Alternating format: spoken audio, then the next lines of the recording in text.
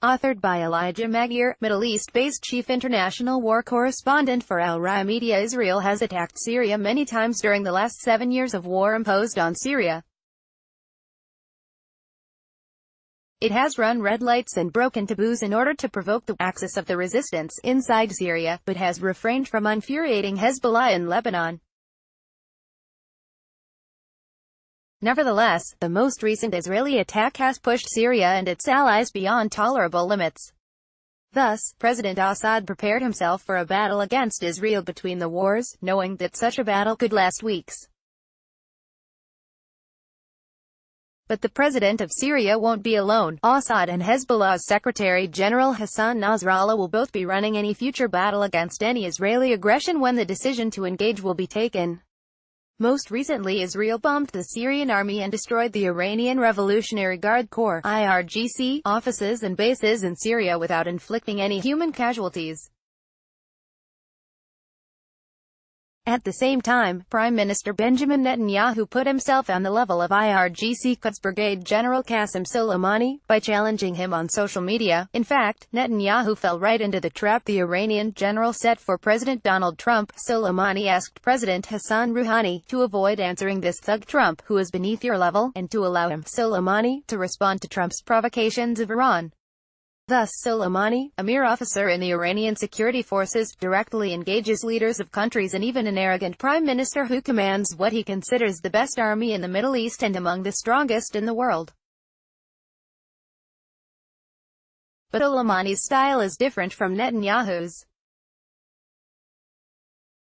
He doesn't have a Twitter account. He spends his time in the battlefield and in meetings with group leaders, officials, and sometimes presidents and prime ministers. Soleimani is patient, but he can be expected to respond to provocations sooner or later. Well-informed sources say that Iran is unwilling to abide the repetitive Israeli aggressions against Syria and IRGC positions. The axis of resistance is aware that Netanyahu is trying to pull it into a confrontation while U.S. forces are deployed in northeast Syria and before the Warsaw meeting organized by Trump against Iran. It is a difficult moment for Iran to react, but that doesn't mean its allies can't respond. As noted in a previous article about the decision of the central government in Damascus to establish a new rule of engagement against continuous Israeli attacks, Syria was planning retaliation against any future Israeli attacks. This Syrian decision came just before Trump's announcement of his intention to withdraw from Syria. The statement gave pause to Syria and its allies, as they reflected upon the best way to respond. Tel Aviv is aware of the limitation of Iran in this critical moment and understands that the resistance axis would rather see a U.S. withdrawal than to retaliate against Israel's continuous attacks. Nevertheless, the most recent Israeli attack has pushed Syria and its allies beyond tolerable limits. Netanyahu announced his responsibility for the multiple bombardments of Syria, an unprecedented break with Israel's protocol of silence. He used the army as an advertising tool for his forthcoming election. The Israeli prime minister perhaps doesn't realize that Soleimani won't reply to his provocation in Syria because Iranian targets were not bombed in Iran. Damascus responded to the attack by launching missiles against Israel, which in turn resulted in Israel bombarding tens of targets in Syria while stopping short of a larger escalation. Nevertheless, the Syrian ambassador to the UN Bashar al-Jafari warned that Tel Aviv airport could be bombed if Israel repeats its aggression on Syria. What al-Jafari didn't reveal is the fact that President Assad prepared himself for a battle against Israel between the wars, knowing that such a battle could last weeks. Indeed, a long battle between Syria and Israel would put an end to Netanyahu's chances to be re-elected. No Israeli prime minister has been elected who has exposed his country to danger and triggered the death of citizens. 2010 Sana file photo of a meeting between Hezbollah's Hassan Nasrallah and Syrian President Bashar al-Assad. But how can Syria retaliate if, as Israel claims, all Syrian and Iranian warehouses have been bombarded and destroyed with their thousands of missiles?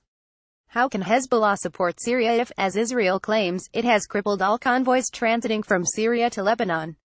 How is it possible to resupply Lebanon if the U.S. is occupying the Al Tanf crossing between Syria and Iraq, allegedly to stop the flow of weapons from Tehran to Beirut? In 2006, Israel paid the price when it believed that it had undermined Hezbollah's arsenal and discovered, through the massacre of the Merkava at Wadi al-Hujir and the bombing of the SAR-5 vessel, that its intelligence about Hezbollah missiles and Syrian support was poor and that the U.S. and Israeli intelligence failed. Tel Aviv wrongly believed it could easily fulfill the U.S. dream of establishing a new Middle East, announced by its Secretary of State Condoleezza Rice. No one in Israel expected Hezbollah to stand with its Kornet anti-tank guided missiles and its Chinese anti-ship missiles. Today, the resistance axis, i.e., Syria and Hezbollah in the Levant, not only possess greater experience of warfare, but they also have more modern anti-ship missiles, Yakund, and other lethal surprises like precision missiles capable of hitting any target anywhere in Israel. Moreover, Hezbollah has several bases for its strategic missiles on the Lebanese-Syrian borders. The group will not hesitate to generously use them against Israel if Israel attacks its ally Syria. But Hezbollah is not expected to limit its support to weaponry. Hassan Nasrallah is not only a compelling orator and a skilled psychologist of warfare, but also a meticulous military planner and commander.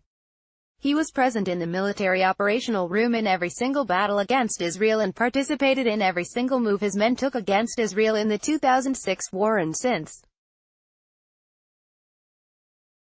Logistic, technical, military planning and command and control between Hezbollah and Syria is today united. Nasrallah knows how to fight Israel, how much firepower to use and when. Assad and Nasrallah will both be running any future battle against any Israeli aggression when the decision to engage will be taken. Syrian air defenses fire missiles to repel Israeli warplanes attacking government positions during a major offensive in November, via Reuters. Russia is aware of determination of the resistance axis to respond and the danger this could pose for everyone in the Levant. The Russians tipped the IRGC to evacuate their command and control bases less than an hour before they were attacked by Israel. Russian military command asked the IRGC about their new command and control bases and were told that their bases, from today onward, will be spread over the entire Syrian geography alongside the Syrian army, in every single barracks. This answer pushed Russia to ask Israel, more directly and overtly, to stop bombing Syria. Russia would hate to find itself in the middle of an exchange of missiles between Syria and Israel flying above its head in the Levant. Netanyahu's arrogance pushed him to abandon Israel's policy of refusing to admit responsibility for its aggression, confusing the military command. The Prime Minister transmitted his electoral gossip inside the military establishment. He prefers to become a social media star rather than to follow the discreet example of his predecessors. If Netanyahu wants to be re-elected, he needs to avoid a battle with Syria whose outcome he cannot control. His best strategy would be to keep silent until the polls.